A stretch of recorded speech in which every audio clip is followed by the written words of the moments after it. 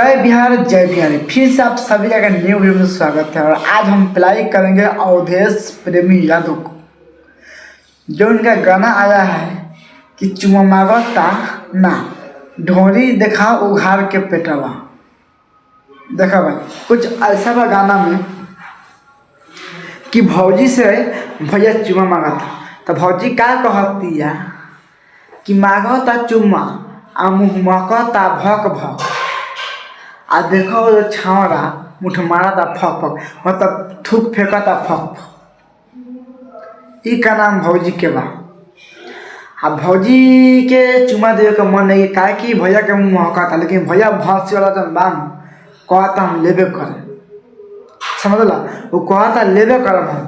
तो भौजी खिसिया गल भी यही काहे से कहता, लेकिन भैया तो बुढ़ छुछुनर बा, उधर लेबे करी। तो भौजी के देवे का मन नहीं किए। आगे सुनारी काका होता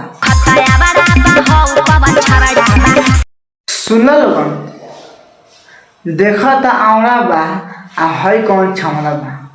अब तो उनके पता होई भाई कि छावड़ा कौन बा। अब नहीं पता तो हम बता दो चाहता नहीं, वो छावड़ा नु अवधेश प्रेम भैया के चाचा के बेटा बा। ये हम ना कहता नहीं, खुद भैया कहलन गाना में, खुद भैया कहलन कि मेरे चाचा के, कि हमारे चाचा के बेटा बा। समझ लोगन, तो इनके विश्वास नहीं कर हो। आगे वीडियो को पूरा देखा लोगन, कसम से कर दो विश्वास का। जब भैया का मुँह से सुनबो नु तो इनके भैया के पहले के मन करी, लेकिन टेंशन मत लो, बस तो सुनत रह। खुद भैया कहे कि हाँ हमारे चाचा के बेटा बा। देखा ना, आगे सुना पहले का कहा, तब तो इनसे बात कर, आगे देखते रही हम भाई लोगन। अब विश्वास भैल, अब तो विश्वास पक्का हो गई। क्या हम ना कहता, खुद भैया कहता है कि आइल बात देखे हमारे चाचा के बेटा बा। अब तो नहीं बताओ, इस सब बात सुनने के बाद में तुमको विश्वास ना होता का झाड़ छीले का मन करे। अरे हम सच बोले भाई, जानी बात बोले, हम सच बोले। अवधेश भी एक हम 2018 से जानता नहीं, जब इनका गाना आया नु कि बता जब सलेसर छुआवे दोनों निगेटर हमारा चाहिए छोड़ी ओ आ फौजी भाता। ये गाना में खूब सुनी सन, चटाई पर मांगे देवरा बा ये भौजी हम क्या कर। ये गाना खूब सुन के खूब रही सन। 2018 से बस 2018 से ना 2016 से फोन वाला का मतलब टच वाला स्मार्टफोन, लेकिन अभी यूज हम ना कहता है। 2018 में गाना सुननी मन में कुछ बल कि कुछ भी ना करनी, और धीरे के पीछे पड़ गए नहीं हम। जब गाना आए रहे प्योर की फराक वाले, ये गाना सुन के दिल खुश हुआ। पहले तो कौन झाटू खाना गाना बा, लेकिन बाद में गाना बहुत चला तो हमें पसंद आया, तो हम खूब सुनी खाली ये गाना। तब से जानता नहीं हम आप पिलाई कर छोड़ा मैं इतना पहले में इतना पहले पेड़ का, तो भले मर तो काम में मर के पहले नहीं पहले।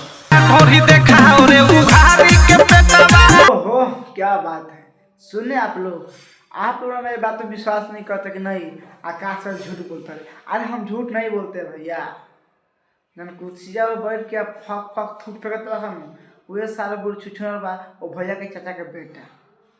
हम कहने कि ना, भैया खुद कहें कि हाँ आयल बा देखी नाच हमारे चाचा के बेटा। देखा भाई कुछ जानता कि पहले भैया चुमा मांगता भौजी से, तो भौजी कहते ना चुमा नहीं तो मुँह महकता। फिर बाद में भौजी मतलब चुमा मांगते मतलब भौजी देखती है कि सारा शिकर खा के पच पच थूक भी होता, और घेट टेढ़ करके शिखर के चबाता, भौजी का झाट लाल होता। और भौजी देखे चाहते कुछ करे के, वैसे कहते चुमा वहाँ कुछ न दे कुछ न करे के बाद। तो बाद में भैया कहला कि है बहुत दिन के बाद आया है कैसा देखने, मालदार पार्टी है लेकिन ज़्यादा पैसा वाला पार्टी है। तो भैया जो सच में का, तो बोलती है हाँ। तो भैया कहते हैं आइल बार देखे, आइल बार साथे देखे हमारे चाचा के बेटा बा, आ ढोरी देखा उघाड़ी के पेट बा। ऐसे गाना के बोल बा, लेकिन भैया के गाना सही है बा, सुने में मजा आता है, म्यूजिक सही बा, लेकिन ढोरी उघाड़ के पेट देखा ये सही नहीं के भाई। तो वीडियो कैसा लगा कमेंट करियो। आई गाना के तो नहीं कैसा नजर से देखा था यो कमेंट करके बता दिया कि आगे अवधेश भैया के पहले में मजा आए। अगर सही कमेंट करबो तो ना पहला अच्छा, गलत कमेंट करबो तो पक्का पहला। तब तक लिए जय बिहार जय बिहार।